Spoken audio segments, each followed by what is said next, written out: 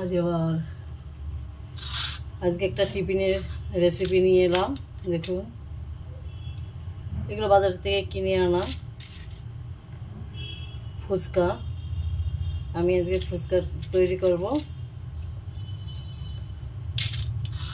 যাই হোক, আমি রেসিপিটা শুরু করি, আপনারা সবাই দেখতে থাকুন। আমি কড়াইতে তেল বসিয়ে দিয়েছি, তেলটা গরম হয়ে গেছে। আমি এবার ফুচকাগুলো ভেজে নেব।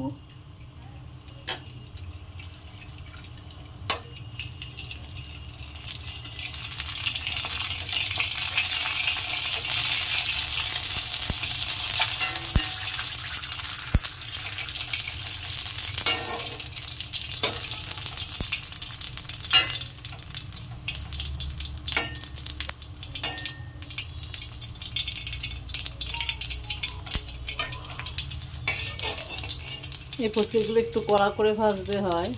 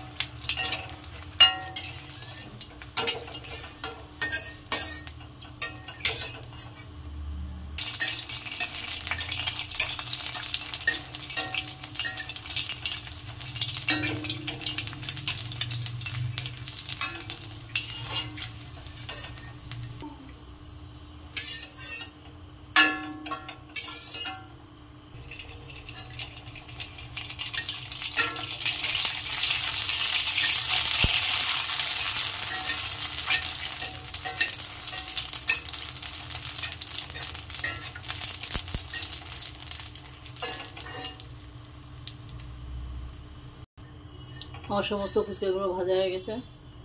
এবার আমি ফুচকা আর বাদ বাকি জিনিসগুলো করে নেব।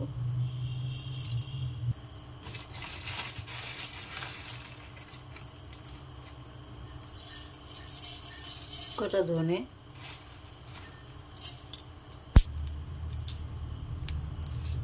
কটা জিরে, এই দুটোকে আমি একটু ভেজে নেব। এটা ভাজা হয়ে গেছে। এবার এটাকে আমি শিলে ফেলে গুঁড়ো করে নেব।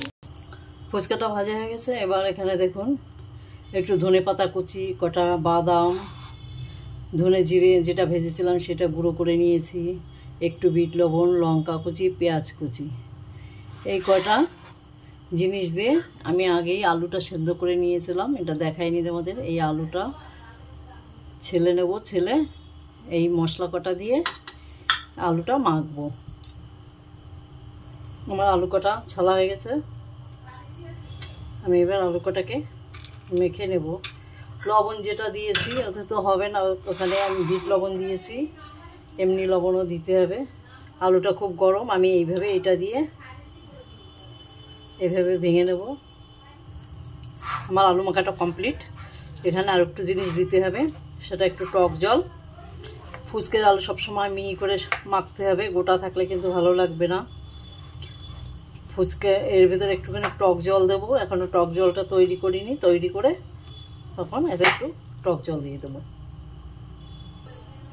আমি অল্প একটু পুরনো তেঁতুল নিয়েছি আর গন্ধরাজ লেবু, এটা দিয়ে লবণ দিয়ে আমি টক জল তৈরি করব। লবণ দিয়ে দিলাম,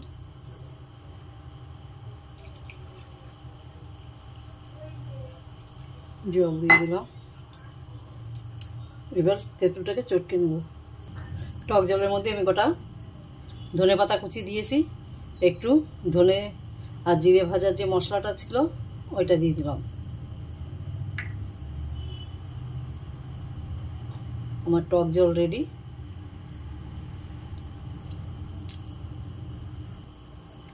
আলুটার মধ্যে একটু টক জল দিয়ে দিলাম, আবার একটু মেখে নেব।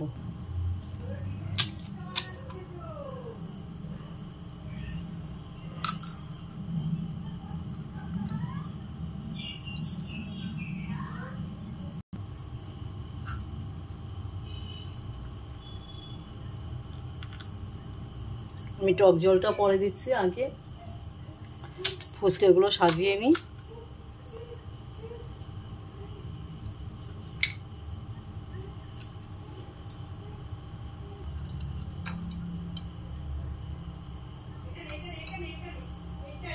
আমার ফুচকা রেসিপি রেডি, এখন খেলেই হবে। যাক, আমি আজকে ফুচকা রেসিপি করলাম। আমার চ্যানেলে যারা নতুন, আমার চ্যানেলটা একটু সাবস্ক্রাইব করো, যারা পুরনো তারা লাইক শেয়ার কমেন্ট করো। আজ এই পর্যন্ত, নমস্কার।